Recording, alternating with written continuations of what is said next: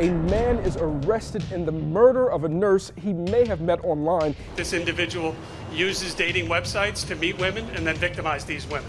Hear what shocked police most when they grabbed him out of a hotel room in California. And 2 radio talk show hosts suspended after comments about a top New Jersey official. When Dennis said, well, if he wants me to know what his name is, remember his name, then he shouldn't wear a turban. Are you kidding me? So if you look a little bit different, you're not worthy of me remembering your name? Also, one of the area's most prestigious Catholic schools, now the target of a major sex abuse investigation. The priest who abused me, it wasn't his first rodeo, so to speak. It just wasn't. Find out why Serena Williams is claiming discrimination and taking her case to Twitter. Then, New Jersey Pipers become champs in Ireland. We'll take you to the competition. I'm Nate Rogers, in for Bill Spadea. This is Chasing News. A man deemed a violent New York City predator is now behind bars, and reportedly he had a woman tied up when police arrested him in his California hotel room. 27-year-old Daniel Drayton allegedly killed 29-year-old Samantha Stewart in her Jamaica, Queens home on July 17th. Police say her brothers found her wrapped in a white sheet on a bedroom floor, with her teeth knocked out. But that's not all. DNA has also linked Daniel Drayton to a rape in Brooklyn, according to the New York Post. Also, officials say Dayton and Stewart met on the online dating site Tinder. So this individual is known to us, and it is believed by us that this individual uses dating websites to meet women and then victimize these women. Now, of course, this case is frightening on many fronts, including the online dating piece. More than 40% of Americans use online dating apps. And get this, Tinder has over 3.6 million visitors per day. Now, since the dating site launched, there have been several horror stories reported, including fatalities. First, we're going to bring in my friend Nemia Ward to weigh in on this. Nemia is a professor and internet radio host. Hey, Nemia. Hi, how are you, Nate? I'm good, I'm good. So real quick, you've had some experience with Tinder. Talk about your experience there. I used to use Tinder as a primary site for dating, but over the last 2 years or so, it's become a lot more dangerous. And it's because it surveys your immediate community to Bing and pin where matches are close to you. So I generally try not to use Tinder. Well, when you say it's dangerous, does that mean is it attracting people? Does it appear to attract people more for sex? Yes.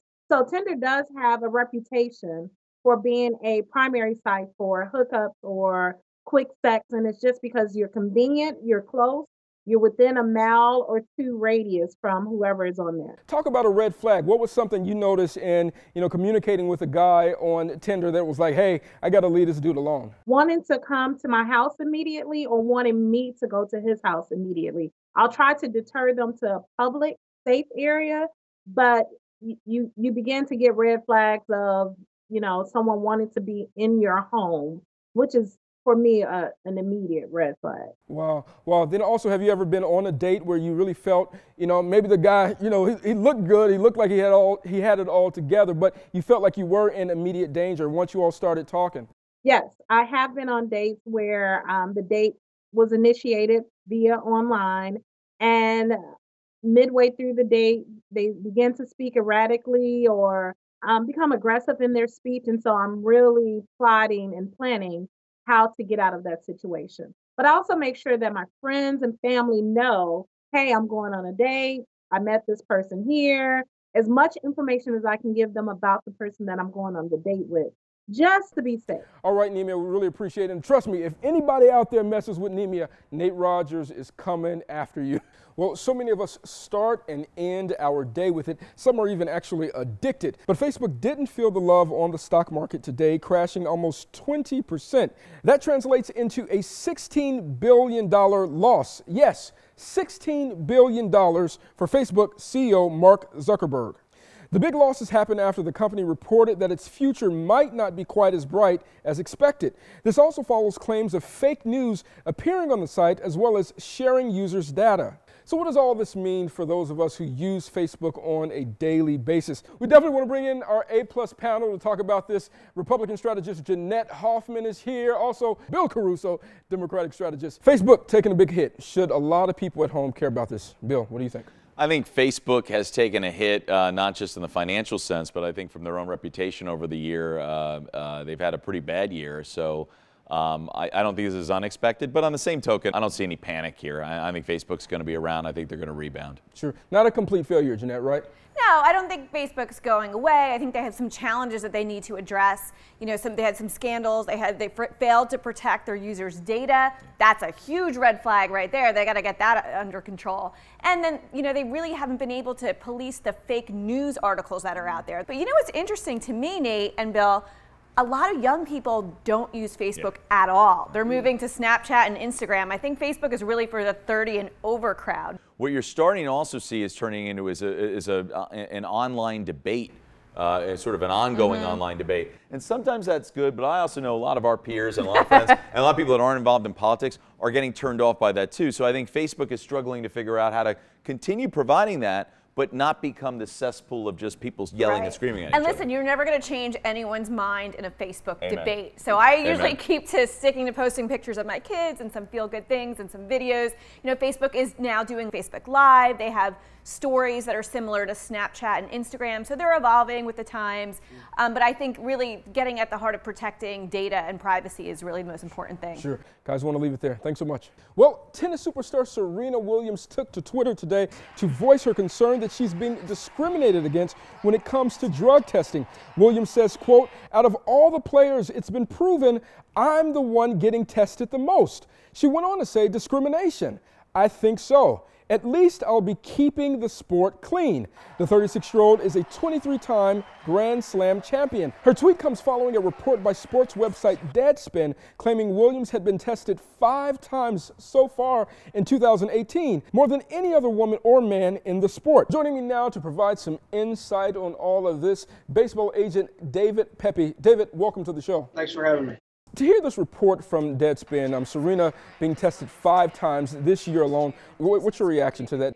It seems excessive to me, and I think it would be more telling to know how many other players were tested 5 times or how many players weren't tested at all, and what their protocol and their procedure is for testing. Is it truly random? Is she being tested and picked on solely because she's a really good player? I don't think that's equitable. Anything else stick out to you about this? I am about fundamental fairness, and I think that if everybody has a uniform testing procedure, everybody has a reasonable expectation of testing and how they're going to be tested, I think that's what everybody should aim for. I think that's the right thing. And I think the way to do that is through unionization. I know there's been a call for unionization, and they should probably join together and make a push for unionization for better pay and work conditions. All right, thanks, David. Well, one of the area's most prestigious Catholic schools, now the target of a major sex abuse investigation. A victim speaks out and the school responds. 2 radio talk show hosts suspended after comments about a top New Jersey official. And Dan Zero has all of the weather info you need as we approach the weekend. I'm meteorologist Dan Zero. The final weekend of July is almost upon us, and yes, we have a mostly dry forecast in the days ahead. However, there are some thunderstorms to watch out for on Friday. We'll talk about the timing and intensity of those storms coming up. These are moms and dads who need to take their kids to school. The point is that people are here illegally, and that has to be solved. I support this. There aren't hardened criminals that they're picking up. It's a quality of life issue.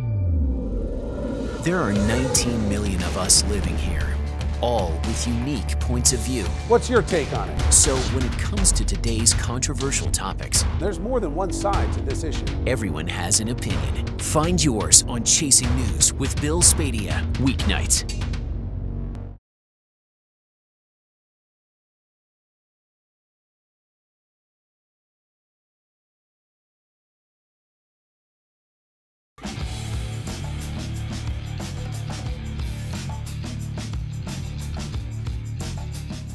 Hey everybody, welcome back to Chasing News. I'm Nate Rogers in for Bill Spadea. Well, it's definitely been the talk of the town in New Jersey today, and now New Jersey 101.5 hosts Dennis Malloy and Judy Franco are apologizing after being suspended from their midday show. It all started with an exchange on air Wednesday where Malloy said he couldn't remember New Jersey Attorney General Gerbir Grewal's name. He added, quote, "I'm never going to know his name. I'm just going to say the guy with the turban. If that offends you, then don't wear the turban, man, and I'll remember your name. Malloy and Franco then repeatedly referred to Grewal as Turban Man. Grewal is the state's first Sikh Attorney General. On Twitter, he responded to the host saying, quote, "I'm the 61st Attorney General of New Jersey. I'm a Sikh American. I have 3 daughters, and yesterday I told them to turn off the radio." Malloy and Franco's comments were made while the two discussed Grewal's recent decision to suspend New Jersey's marijuana prosecutions. The radio station called the comments offensive and announced Wednesday the team would be suspended for 10 days without pay.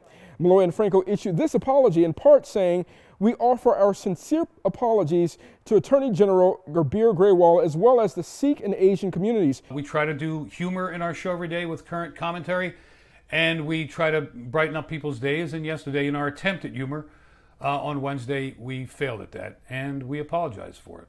So on behalf of Judy and myself, we're very upset and deeply affected by this. And again, our apologies, and we thank you for listening. Now, we'd also like to note that Chasing News host Bill Spadea, who's on vacation this week, hosts the morning show on NJ 101.5 and is not affiliated with the Dennis and Judy show. Let's turn now to our A-plus panel for more on the story. Jeanette and Bill, what are your thoughts, Bill? First, is this racist or was it a joke gone too far? It's highly inappropriate. Start there. For those that tune in fairly regularly, and I do listen to 101.5 fairly regularly, and Dennis and Judy, this isn't uncommon. My issue with this is it's not funny. I mean, this wasn't humor. This was really crass. And, you know, I think that you're seeing, rightfully so, the public outcry for it. It was offensive and it was stupid. And it was completely ignorant, yeah. Nate. I mean, that's what I took away from it. And what the most offensive part, I thought, was when Dennis said, well, if he wants me to know what his name is, remember his name, then he shouldn't wear a turban.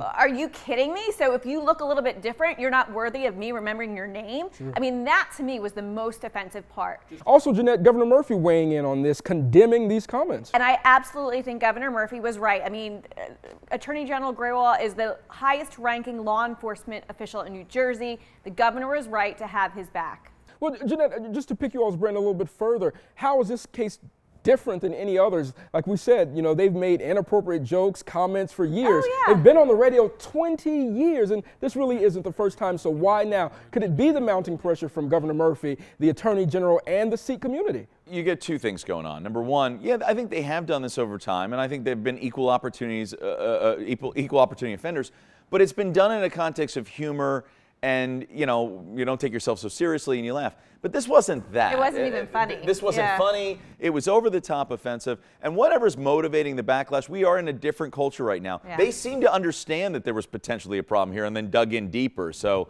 Last question, Jeanette. What is the lesson for radio hosts, for news reporters? If you still want to be yourself, be comedic a little bit, what should you do? Or not do? Well, don't be racist. How about that? I mean, it's not that hard. You know, you're on TV all the time, Nate. You know, Bill and I come on the show, and just respect other people's cultures. Absolutely. All right, guys, we'll leave it there. Thanks so much. Nate. Well, here's a look at some of the headlines we're chasing for you tonight. Improved DNA technique has been used to identify a man killed in the September 11 terrorist attacks almost 17 years after his death. The New York Medical Examiner's Office on Wednesday identified the victim as 26-year-old Scott Michael Johnson, who worked at an investment banking company at the World Trade Center. More than 1,600 people have been identified in the September 11 terror attacks that left nearly 3,000 people dead. A Philadelphia woman whose violent arrest at a South Jersey beach over Memorial Day weekend was captured on video has rejected a plea deal and will now seek entry into a pretrial program that could lead to the charge being dismissed.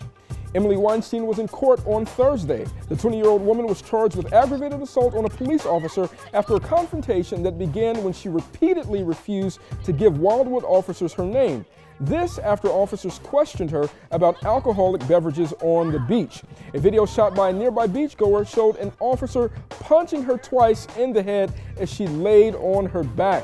The officers were cleared of wrongdoing after authorities reviewed cell phone video and police body cam footage. UFC star Conor McGregor pleaded guilty Thursday to a misdemeanor count of disorderly conduct 3 months after his arrest following a melee in the loading dock of Barclays Center. The Brooklyn District Attorney's Office agreed to drop the felony charge McGregor had faced for throwing a dolly at a bus full of other MMA fighters, 3 of whom were injured.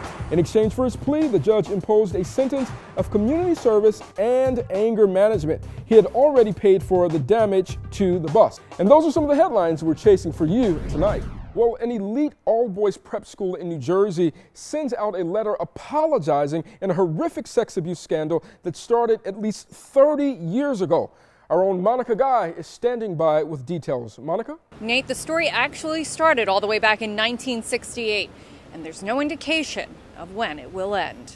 That letter was posted on Del Barton School's website and sent to some of the school alumni.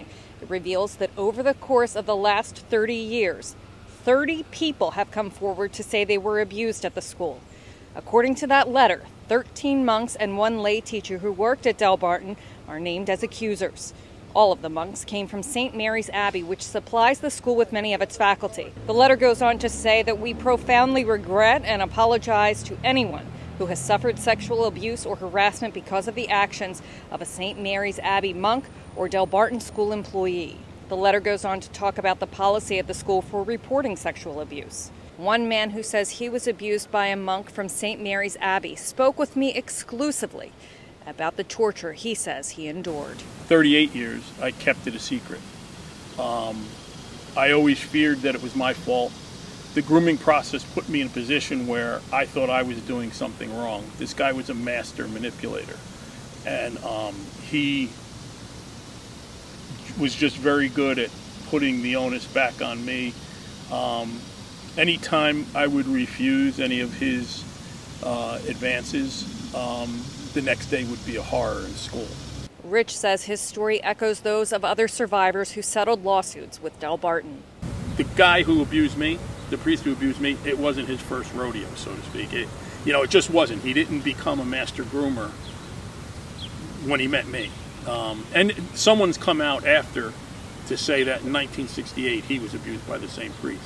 Now, they're claiming that they never knew. The lawyer who represents many of those men is attorney Greg Gianforcaro. I've been contacted by a lot of people who are shocked at this document by what it discloses and the information that it discloses because they can't believe the information. I will tell you that none of my clients are surprised by the information contained in. Nate, I reached out to St. Mary's Abbey along with the Del Barton School, and at no time did anyone return my request for a comment. I also approached one of the school's attorneys in person, and he refused to speak with me too. Reporting for Chasing News, I'm Monica Guy. Unbelievable. All right, thanks, Monica. Well, let's bring in former New Jersey prosecutor Bob Bianchi to weigh in. Bob, these claims are nearly 30 years old. Many of these cases couldn't be brought because the statute of limitations in the criminal world had expired, which means even if you brought the charges, they would be dismissed. However, the statute of limitations for sexual abuse of children has changed over the many years and to include to a point where now there is no statute of limitation. Now, also, Bob, victims tell us the school deciding to send that letter and post it on their website was just to save donor contributions. What are your thoughts? Look, nothing short of the institution falling apart will be probably satisfactory to many of the victims, and I can understand that. But the fact of the matter is the school did not have to put this up there, and if it's trying to protect its donor class so that it can continue in a proper fashion to ensure that children are not victimized, then I say, again, amen about that. Unbelievable. All right. Thanks, Bob. Well, the weekend is near. I've got my umbrella in the car, but I want to leave it at home. Dan Zero is here. Dan, tell us, is it going to be raining this weekend? What should we expect? Yeah, hey Nate, it was nice to see the sun again today as we started to dry out a bit, and yes, we do have drier weather that'll carry us through the upcoming weekend. However, it's not perfect. A few thunderstorms to watch out for on Friday, and looks like we'll return to soggy, unsettled weather for much of next week. Here's what Friday looks like. Most of the day, just fine. Very warm, humid, summery.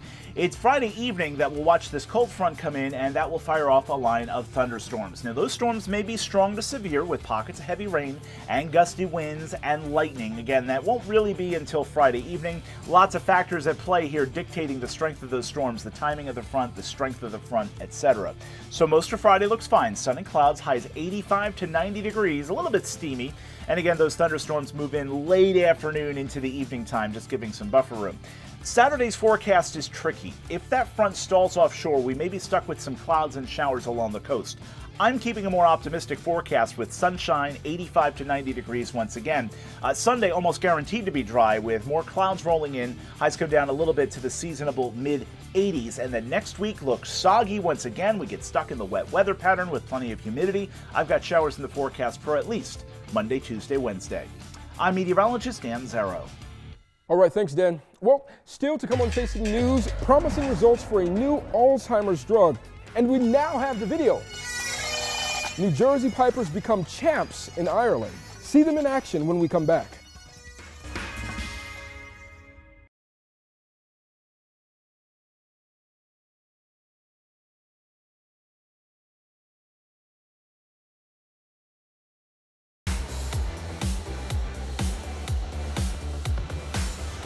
Hey everybody, welcome back to Chasing News. I'm Nate Rogers in for Bill Spadea. Well, early hope for an Alzheimer's drug. Also, scientists figure out on average how much time is spent fighting with family members. Fox's Michelle Chavez weighs in. Scientists may one day use the Zika virus to fight cancer. Researchers at Nemours Children's Health System in Orlando wrote about their work in the journal PLOS One, where they were able to use the virus to kill cells in neuroblastomas, the most common form of cancer in young children. The virus did not kill all the cancer cells, but scientists say it did provide insights into when this therapy might be effective. Promising results for a potential Alzheimer's drug. The experimental drug being tested by Japanese drug company Eisai and Massachusetts-based Biogen showed people treated with the medicine had less amyloid plaques in their brains after 18 months than those treated with the placebo. Their work was discussed at the Alzheimer's Association annual meeting in Chicago. Research presented at medical meetings should be considered preliminary until it appears in a peer-reviewed medical journal. And finally, a new study finds families spend about 49 minutes a day arguing. Researchers surveyed 2,000 parents of kids between the ages of 2 and 12, finding on average families disagree 6 times a day. Parents only win about half those fights, as more than half admit to compromising as a way to keep the peace. With your health, I'm Michelle Chavez, Fox News. All right, thanks, Michelle. Well, was it the luck of the Irish or was it pure talent? A New Jersey bagpipe band might say it's a little bit of both. The St. Columcille United Gaelic Pipe Band traveled to Wexford, Ireland to participate in the All-Ireland Pipe Band Championships. The bands from Kearney, New Jersey lifted the trophy as division champions earlier this month, becoming the first from outside Ireland or the United Kingdom to be crowned Irish Pipe Band champions. This in almost 75 years of the competition.